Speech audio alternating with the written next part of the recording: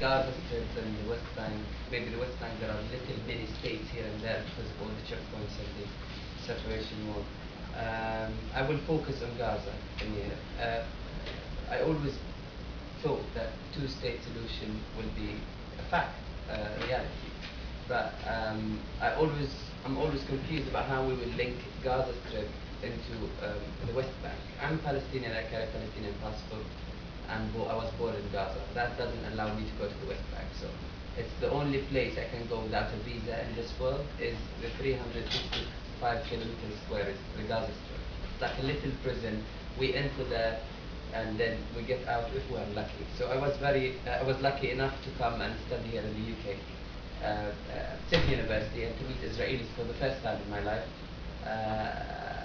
in London with my scholarships for the Olive Tree. I never met Israelis in my life, and most of the Gazans in Gaza Strip, the only Israelis they meet, the soldiers in the checkpoints or on the crossing borders, you know, to stamp my passport to allow me to leave this big prison. I've been stopped a million times, had opportunities to go study outside abroad before I start my first degree in Gaza, but never had a chance because there was lots of rules on the crossing border. No people, no men from the age of 18 to 35 allowed to leave the Gaza Strip, so I lost many chances. Talking about two-state solutions, I did believe in that for a while, but going to Gaza this April was a big shock for me to see people that haven't left the Gaza Strip. They see me as like someone who's coming from the outside world. Please tell me how it's going there. Tell me how is London. Tell me how is, and it was shocking. It was people been living under a full blockade. They were telling me the stories about the electricity, about the water, about the goods, the food, the milk, the medicine. Israel did withdraw from Gaza, but it's just looked it, and as they say, the Gazans say, looked it and threw the key in the sea. So no one have the keys to Gaza. So it's not really Gaza very independent, or you don't have. It's not safe as well. You know, anytime there is a bomb here and there. Hamas did change a lot, and for the first time in the recent years, they said, okay, well, Palestinian state in 1967 lands, but how can you convince, Hamas changed from very radical movement, Islamic movement, to a very, like, kind of, okay, here we go, we want to be part of this international society, and we want 1967 lands as the start of a Palestinian state. But is it possible? I don't think so. I think there is lots of anger. It's still growing in the Gaza Strip because of the blockade, because of the last war, which was in every city. I wasn't there. I was here in London when the war happened, and it was shocking what happened there. You can see the signs of war. People very sad, upset. Everyone I asked is like, well, how was it? And they just don't want to talk about it. They prefer to talk about Barcelona, Chelsea, Manchester United, and Real Madrid. They just don't want to talk about it.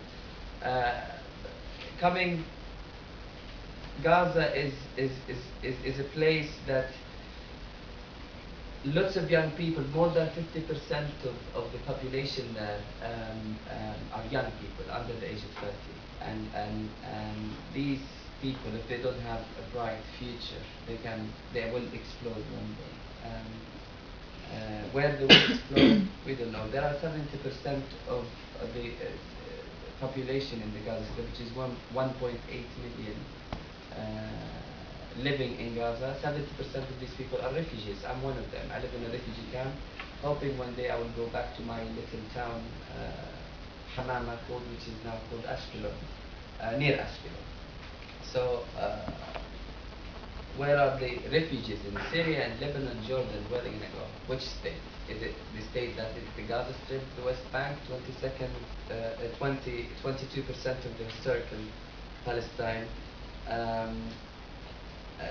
For me, I'm a secular man. I'm an atheist. I don't believe in religion, and I think I've heard all the time about the people here is like, oh, this is an Islamic state. It's like, no, it's not. There are Muslims, communists, atheists, and Christians, and even Jews live as a Palestinians in the West Bank and the Gaza Strip, and inside Israel. I think the answer for two-state solution is not possible at the moment, and I think one state for both the Jews, Muslims, Christians, atheists, whoever wants to join and to live in a place like in the whole Palestine, that will solve big problem. But we need to sort out the people first. The killing more the Gaza, especially the people in Gaza. I was shot twice in my life by Israelis, and my father was arrested for more than 12 years, and I grew up with lots of anger and hatred that I want to take revenge when I grow up. But when I had the chance as someone who suffered in the Gaza Strip to come and London and discover the life, I was like, no, I want to live my life.